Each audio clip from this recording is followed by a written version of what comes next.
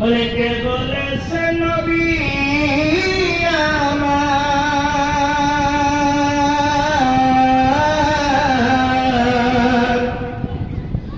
কে বলেছে নবী আমার এই ধরাতে নাই,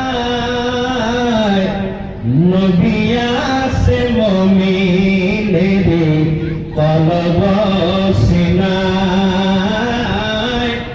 নবী আছে মুমিনের কলব সিনায়।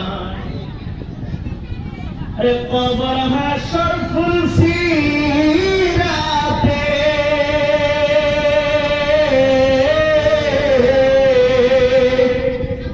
কবর হাসর ফুলসি রাতে কেউ তো আপন নয়,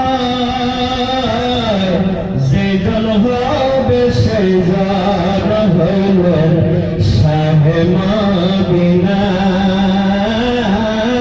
যে জন হবে সেই জন হইলেন সোনার মদিনা।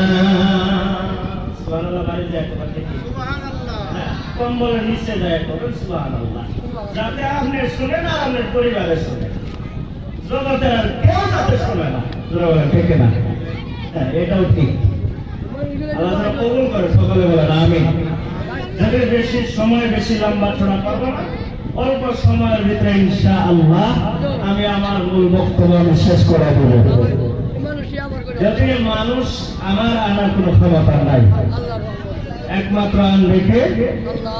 আনবে কে? আল্লাহ। যখন তার ভিতরে ইশক আসবে, মহব্বত আসবে, মায়া আসবে, সে নিজে নিজেই আসবে। ঠিক না? তো হযরত আব্দুল কাদের জিলানী শাহ বুখারী রাহমাতুল্লাহ আলাইহি একদিন এরকম ভাবে মজমার ভিতরে বসে হযরত আব্দুল কাদের জিলানী বয়ান করছিলেন, সামনে তাকায় দেখে শ্রোতা নাই। গাউসে পাক রাদিয়াল্লাহু তাআলা রাগ করে উঠে চলে গেছে, যাই ঘরের কোণার ভিতরে বসে আছে। রাসূল পাক সাল্লাল্লাহু আলাইহি সাল্লাম এবং কে আল্লাহ ডাক দিয়ে বলেন, হে আব্দুল কাদের, তুমি কেন উঠে আসলা? ইয়া রাব্বুল আলামিন, কাকে ওয়াজ করে শোনাবো? শ্রোতাই নাই, কাকে আমি বয়ান করে শোনাবো?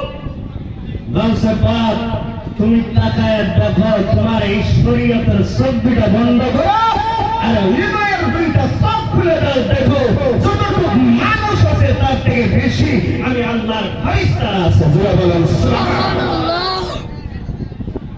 ডানে তাকায় দেখো, যতটুকু মানুষ নাই তার থেকে বেশি আমি আল্লাহর ফেরেশতা আছে। বামে তাকায় দেখো, আমি আল্লাহর ফেরেশতা আছে। তোমার পিছনে তাকায় দেখো, আমি আল্লাহর ফেরেশতা আছে।